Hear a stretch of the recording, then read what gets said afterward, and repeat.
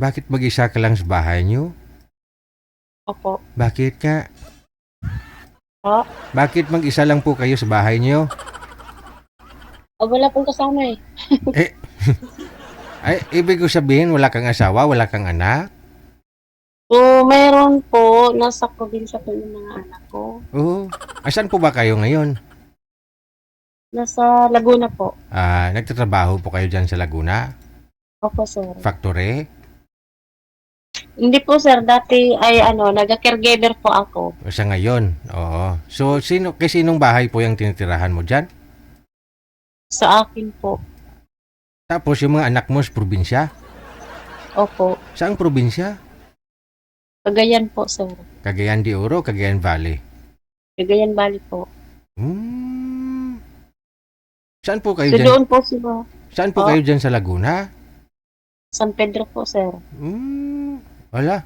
Ba't nagkahiwalay kayo ng mga anak mo? Ba't doon pa ho sila sa Cagayan Valley? Mahabang kwento po sa Sige. ginawa ng tatay nila po. Sa ginawa ng tatay. Handa po kami makinig, ma'am. Kwento mo. Anong nangyari? Mga chismusa tong mga viewers natin eh. Oo nga po eh. Marami naman pong nangyayaring gano'n, hindi lang po naman ako. Oo. Siguro, gano'n nga Sarah talagang... Ano pong nangyari?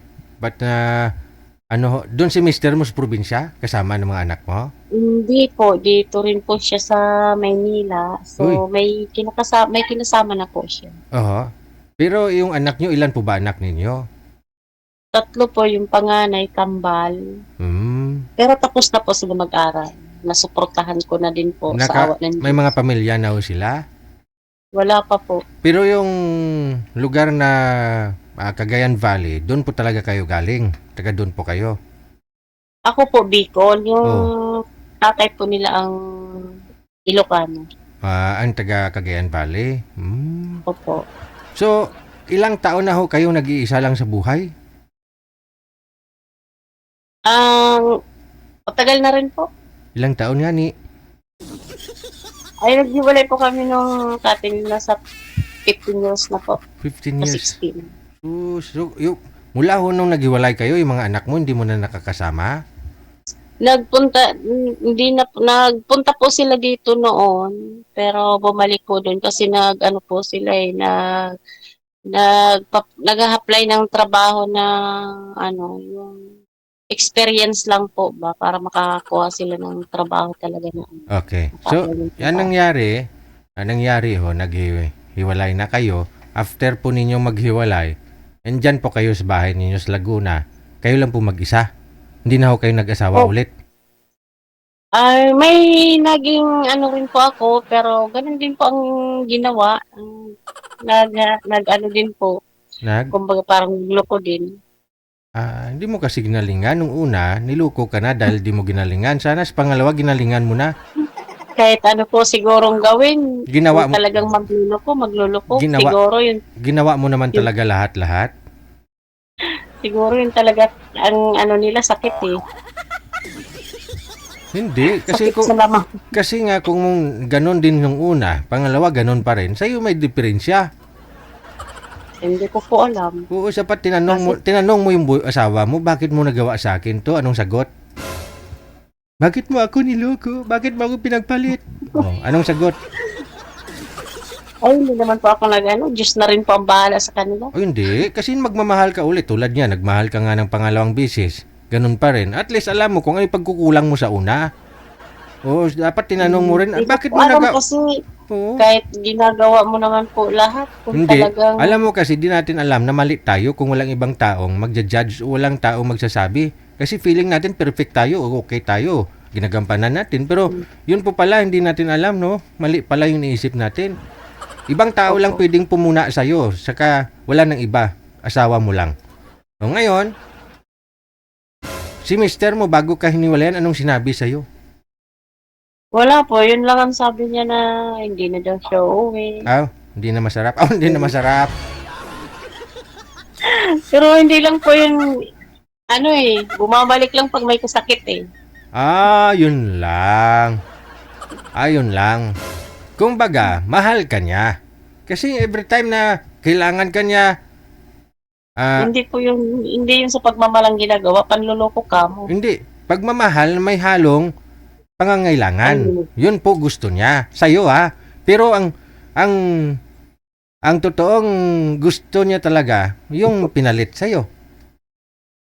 hindi ko alam. So dapat package na. Dapat yung lahat ng hinahanap niya nasa sa'yo.